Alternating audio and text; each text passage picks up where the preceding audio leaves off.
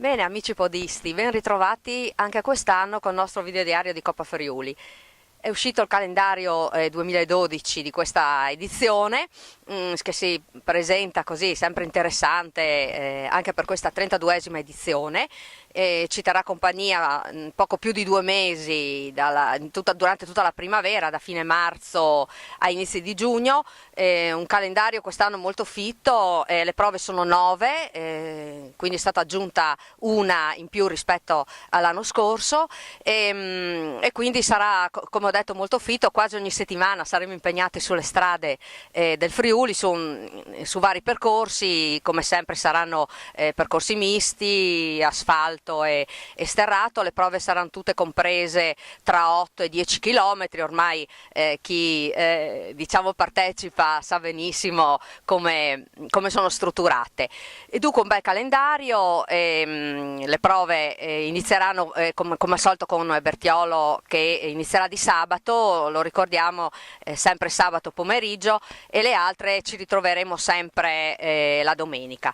Per quest'anno diciamo ho deciso di seguire anche per quest'anno queste tappe, visto appunto il calendario molto fitto che ci lascia poco spazio anche per non ripetermi come l'anno scorso. Vorrei diciamo raccontarlo un po' dal punto di vista femminile, concentrandosi magari sul dopocorsa. Ci ritroveremo come abbiamo anche fatto l'anno scorso, per i commenti, le impressioni, magari un po' si parlerà del percorso. Speriamo di raccogliere anche delle belle storie, delle belle esperienze. Ci ritroveremo quindi nel dopocorsa di ogni tappa, nella zona delle classifiche. Sapete bene ormai, ci conosciamo bene, diciamo, tutti quanti, per raccontare da questo punto di vista la manifestazione.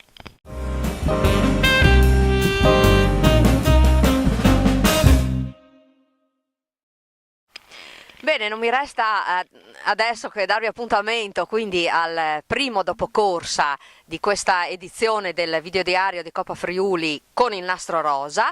Vi aspetto dunque dopo la corsa, dopo la tappa di Bertiolo, sabato, ricordatevi, sabato 24 marzo, partenza ore 16:30.